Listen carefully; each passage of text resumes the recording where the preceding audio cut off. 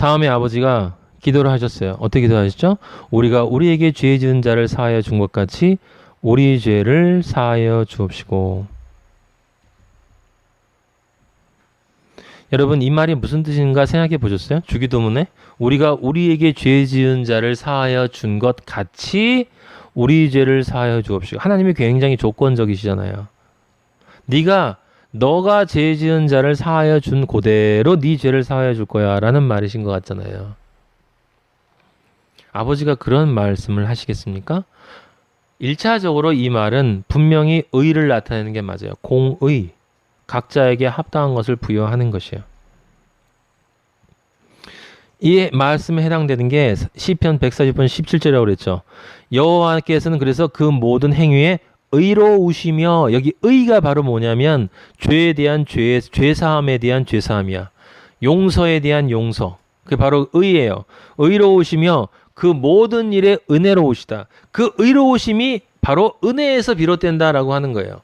그럼 이게 무슨 뜻입니까? 그리스도인이라면 반드시 의로운 존재가 되어졌다라는 건데, 그 의로운 존재가 되어졌다는 것은 하나님이 주신 은혜를 깨달았다는 거야. 하나님이 주신 은혜를 깨달았다는 거죠. 그게 의로움이지. 그럼 하나님의 주신 은혜를 깨달은 사람이라면 필연적으로 무엇이 나올 수밖에 없냐면 용서가 필연적으로 터져 나올 수밖에 없다 이 말이에요. 그러니까 주기도문의 이 말은 이런 뜻이에요. 우리가 우리에게 죄 지은 자를 사하여 준 것 같이 우리 죄를 사하여 주옵시고라는 말은 그런 조건문이 아니라 하나님 아버지가 너의 죄를 진짜 사하해 줬다라는 것을, 너의 그 죄를 모두 사하해 줬다는 것을 정말 네가 믿는다면 너는 다른 사람의 죄는 당연히 용서할 수밖에 없다라는 뜻이에요. 근데 그게 안 되잖아요. 그러니까 간구하는 거예요. 그렇게 할 수 있도록 나에게 능력을 달라고.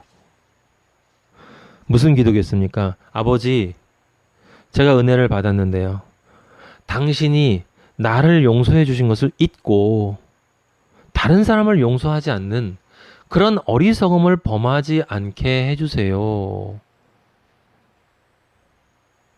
내 안에 용서가 없다라는 것은 아직 내가 살아있다는 뜻이고, 아직 내가 가지고 있는 무엇인가가 나에게 남아있다는 뜻이고, 아직 내 자존심이 팔팔 살아있다는 뜻이고, 그건 내가 내 주인임을 뜻하는 것이기에, 증명하는 것이기에, 그건 아버지의 은혜를 망령되이 받은 것을 의미하는 것이기에, 그것은 내가 의로운 존재가 아니었다라는 것을 증명하는 것이 되기 때문입니다, 아버지. 그래서 우리가 그리스도인으로서 다른 사람을 용서하지 못하게 되면 사소한 거라도 마음에 계속 남는 거예요. 저도 얼마 전에 비슷한 아주 사소한 경험을 했는데 한 3, 4일 가서 3, 4일. 제 마음속에 내가 왜 하나님의 아들답게 행동하지 못했는가. 그건 나와 아버지의 문제니까. 나와 아버지의 문제에서 내 자신이 너무 부끄러워서 사탄이 계속 그걸 가지고 제 안에서 얼마나 송사를 했는지 몰라요.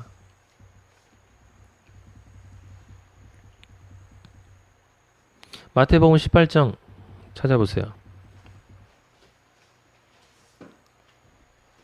21절. 거기 베드로가 물어봤잖아요. 몇 번이나 용서해 줄까요? 7번까지 할까요? 그러니까 7번을 70번까지라도 해야 된다라고 얘기를 했습니다. 예. 490번이 아니라고 제가 말씀드렸어요. 옛날에 7, 7, 10 7, 7, 10이다 라고 말씀을 드렸습니다. 네, 그건 무슨 뜻이에요? 그 10계명이 절대로 어긋나지 않기 위해서 너는 반드시 모든 것을 용서해 주어야 한다는 뜻이에요.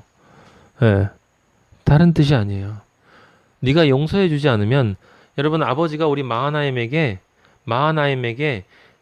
강조해서 말씀을 전하라고 저에게 제 마음속에 그렇게 느꼈는데, 그것이 뭐냐면 아주 강하게 온 게, 어떤 것이라도 우리가 용서하지 못하면 안 되겠다라는 거예요. 용서하지 못하면 아버지의 나라에 들어갈 수 없다라고 하는 것입니다. 왜 그러냐면 용서가 없으면 그건 감사하지 않았다는 뜻이에요. 그 감사가 진실된 감사가 아니란 뜻이야. 진실된 감사, 하나님을 향한 진실된 감사가 먼저 분명히 존재한다면 그 감사의 대상이 너무나 크기 때문에 그 상대방을 용서를 안 해줄 수가 없어요. 그게 바로 뭐였습니까? 그게 40달란트 용서받은 종이, 예? 몇 달란트 그 얼마 안 되는 돈을 용서 안 하고 그걸 옥에 가둬가지고, 그게 마태복음 18장에 바로 베드로한테 그 말을 하고 바로 그 뒤에 10,000달란트와 100달란트를 비교하면서 얘기를 하지 않습니까? 거기서 중요한 건 용서를 우리가 못한다라는 개념을 여러분 정확히 아셔야 돼요. 용서를 해도 용서를 안 한 것일 수 있다라는 생각을 해야 돼요. 우리가 정말 감사함과 은혜에 대한 기쁨으로 용서를 하지 않는 것은 용서하는 게 아니에요. 억지로 용서하는 것은 용서가 아니야. 하나님이 우리에게 보는 거. 하나님은 늘 우리의 심령을 보시기 때문에 그래 용서하라고 했으니까 어쩔 수 없이 용서는 한다라고 하면 아버지는 그걸 용서하지 않았다고 그래요. 너는 너 가증스럽다라고 얘기한다고.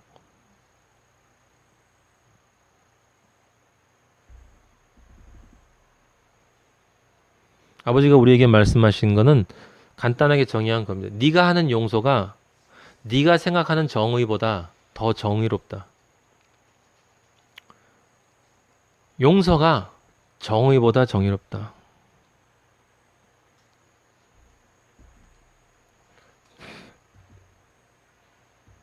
우리는 하나님으로부터 사랑을 받았고 하나님부터 사랑을 받았다는 건 우리가 별이 아니고 행성이란 뜻이고 행성은 받은 빛을 비추는 것뿐이고 상대방에게 반사하는 것뿐이지 내가 가지고 있는 무언가를 주는 게 아니에요.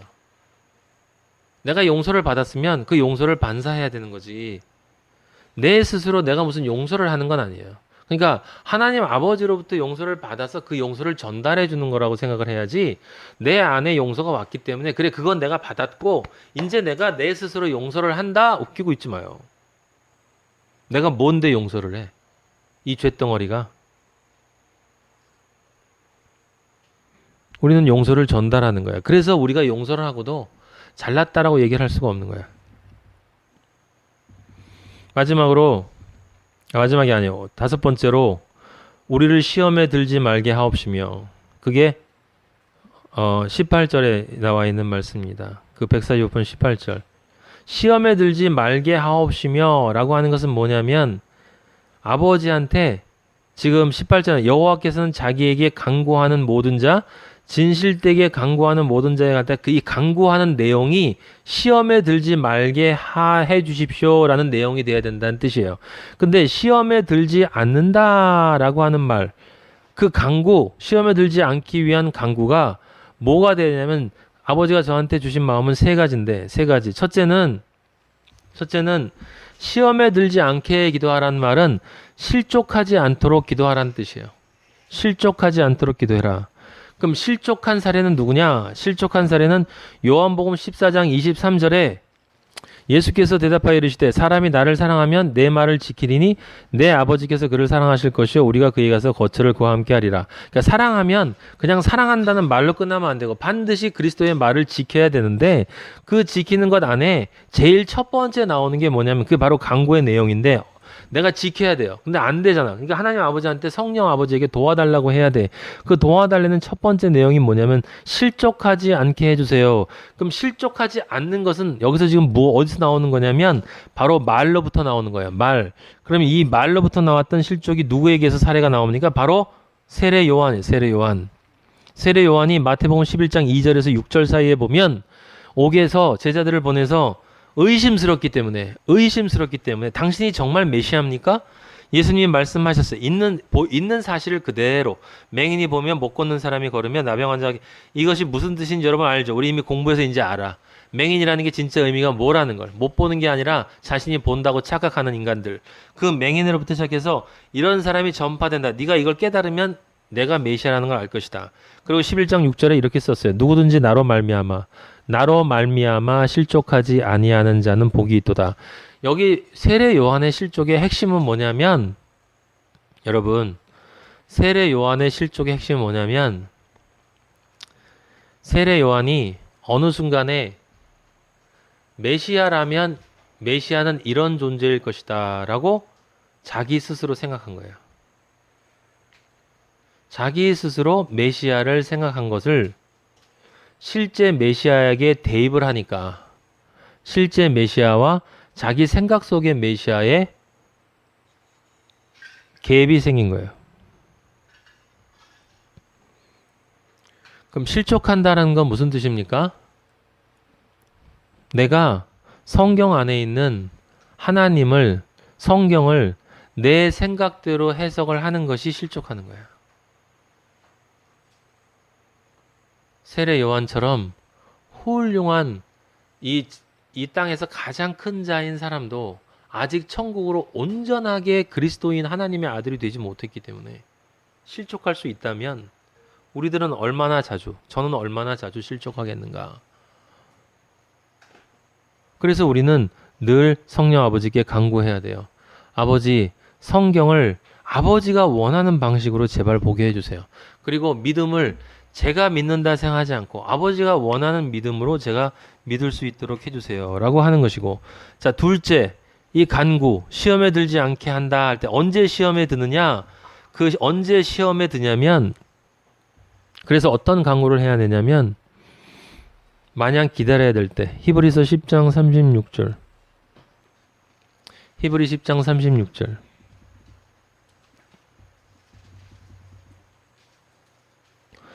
너희에게 인내가 필요함은 너희가 하나님의 뜻을 행한 후에 약속하신 것을 받기 위함이라.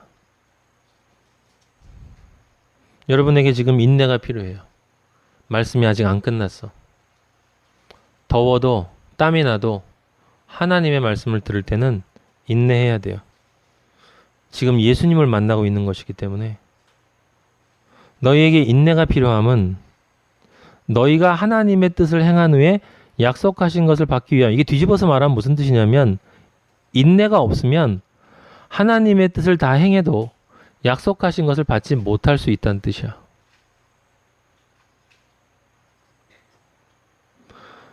그럼 인내가 없다라는 건 무슨 뜻이냐면 38절에 나의 의인은 믿음으로 말미암아 살리라. 이게 그 뜻이에요. 믿음으로만 산다는 거야.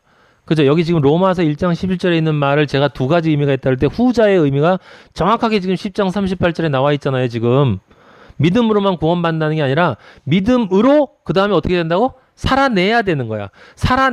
낸다는 게 바로 뭐냐면 기다림, 인내고, 그 인내라는 건 뭐냐면 기다리고 기다리다가 뒤로 물러서면 안 돼. 타협하면 안 돼. 절충하면 안 돼. 포기하면 안 돼. 대충 하면 안 돼. 왜? 그러면 하나님 아버지가 뭐라고 말씀하시면 너 기쁘지 않아 이렇게 말씀하세요. 하나님 아버지가 기다리라고 하면 우린 기다리는 거예요. 왜? 왕이신 나의 아버지이기 때문에. 왕이신 나의 아버지, 하늘에 계신 우리 하나님 아버지이기 때문에, 왕이시기 때문에, 하나님이시기 때문에 하나님 아버지가 기다리라고 하면 기다려야 돼요. 근데 기다리는 게 쉽나요? 어려워요. 저도 기다려봐서 알아요. 너무 아파. 얼마나 자주 울었는지 몰라. 하나님 아버지 새벽기도 갈 때마다 울었어요. 그때 아버지가 저에게 주셨던 마음이에요. 외양간에 소가 없어도, 우리의 양이 없어도, 뭐가 없어도, 제가 그걸 외우고 그냥 수없이 반복해서 외웠어. 나는 여호와로 인하여 즐거워할지라. 나는 여호와로 인하여, 아무것도 없어도 나는 여호와로 인하여 즐거워할 거다. 그게 안 되니까 계속 그걸 외우는 거야. 계속 1년이 계속 문제가 해결이 안 되고 계속 가는데, 지금 생각해보면 문제도 아니에요. 제가 아직 신앙이 없었고 감사가 없었고 부족했기 때문에, 제 안에 하나님을 향한 온전한 믿음이 없었기 때문에 그렇게 힘들어하는 것이지, 사실은 힘들어할 것도 아니야. 다 내 잘못으로부터 시작된 것이고, 하나님 아버지가 내 안에 있는 부족한 것을 고쳐주기 위한 것이고, 더 큰 축복을 주시기 위해서. 그래서 아버지가 허락하신 기다림이기 때문에. 근데 우리 아버지는 컴패션이라고 하셨잖아요. 여러분이 고통 가운데, 눈물 가운데, 어려움 가운데 기다리면 하나님 아버지가 함께 느끼고 함께 기다려 주신다라고 하는 거예요. 왜 기다려 주시냐? 왜냐하면 그걸 통과하지 않으면 아버지의 축복이 올 수가 없기 때문에.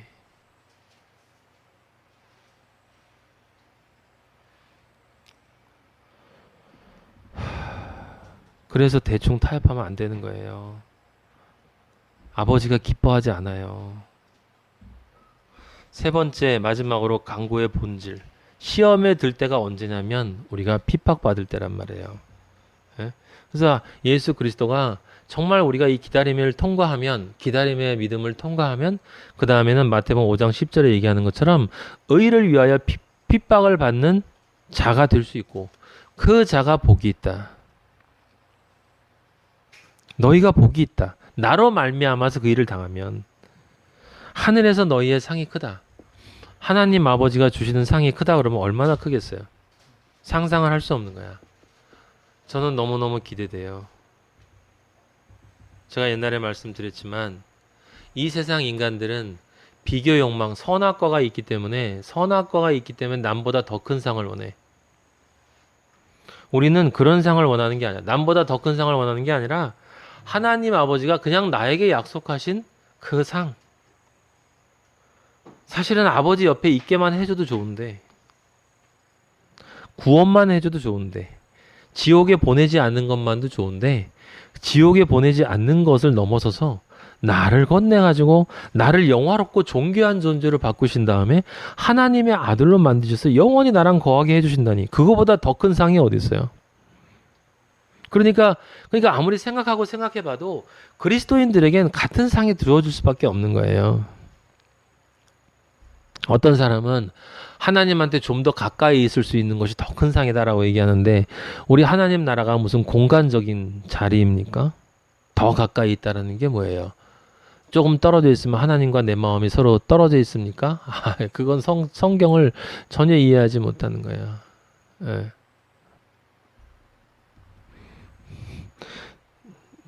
누가복음 21장 17절.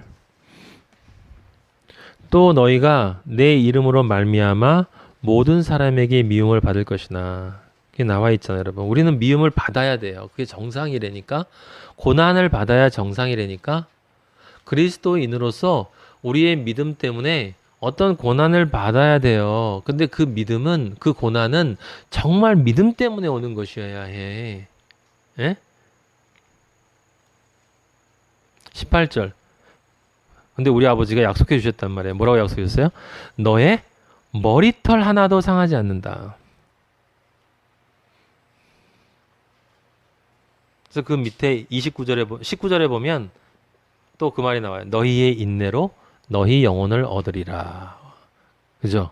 너희 인내로 너희 영혼을 얻으리라. 예. 여러분 중에 기다림의 시간을 가져본 사람은, 그래서 그 아버지의 복을 기다림의 끝에서 만나본 사람은 이 말이 가슴속에 확 와닿을 거예요. 아직 기다림의 그 축복을 경험하지 못한 사람은 아직 2단계까지 못 간 거야. 그러면 아버지는 여러분을 사랑하기 때문에 반드시 다른 걸로 또 기다리게 만들어요. 왜? 아직 내가 부족하다는 뜻이거든. 부족하면 반드시 다른 어떤 문제에서 또 기다릴 수밖에 없는 문제가 생기게 돼요. 빨리 통과할수록 빨리 아버지 안에서 더 행복해지는 거야. 근데 21장 18절에 오늘 아버지 말씀을 읽으면서 제가 참 은혜를 받았는데, 너의 머리털 하나도 상하지 아니하리라. 제가 옛날에 이 말씀을 들으면서 그래, 아버지는 내 머리카락 하나도 상하지 않게 해주시고 나를 완벽하게 보호해 주시는구나. 너무 감사하다. 근데 지금 오늘 아침 생각해 보니까 완벽하게 보호해 준다라는 생각 속에 내 마음에 어떤 생각이 있었던 거냐면, 내가 세상에서 큰 고통 안 당하는 것처럼 상상을 하고 있었던 거예요. 근데 그러고 나서 다시 이 말씀을 보니까 너의 머리털이야. 너의 머리 가운데 털 하나도 상하지 않는다. 이게 뭘까? 머리는 예수 그리스도야. 내 안에 계신 예수 그리스도, 그 예수 그리스도는 누구도, 내 안에 계신 예수 그리스도는 티끌만큼도 나에게서 뺏어갈 수가 없다는 뜻이구나. 아버지 그 뜻이었군요. 머리털 하나도 상하지 않는다. 내 안에 계신 나의 주인 되시고 나의 신랑 되시는 그 예수 그리스도는, 나의 머리 되시는 그분은, 그분의 티끌만큼도 그 누구도 나로부터 뺏어갈 수 없도록 예수 그리스도를, 내 안에 있는 나를, 그 그리스도를 지켜주신다는 뜻이구나. 이야, 아버지 참 이렇게 숨겨 놓으셨습니까? 그걸 기도했어요, 아버지한테. 이 말씀이 아니더라도 전 이렇게 받겠습니다. 제가 최근에 깨달은 건 하나님 아버지의 말씀을 영어로 읽는다는 게 이런 거라는 걸 알았어요. 자기 믿음대로 읽게 돼 있어. 늘 자기 믿음대로 읽는 거예요. 말씀은 내 안에 들어가 계신 예수 그리스도, 그 예수 그리스도가 나를 지배하는 만큼 성경이 읽혀지게 되어 있는 거야. 그래서 성경이 너무 풍부하고 깊은 거야. 그리스도가 내 안에 차지하는 양이 커지면 커질수록 성경은 더 신비하게 보이고, 더 은혜롭고, 더 풍성하고, 더 깊이 있고, 더 넓게 보이는 거예요.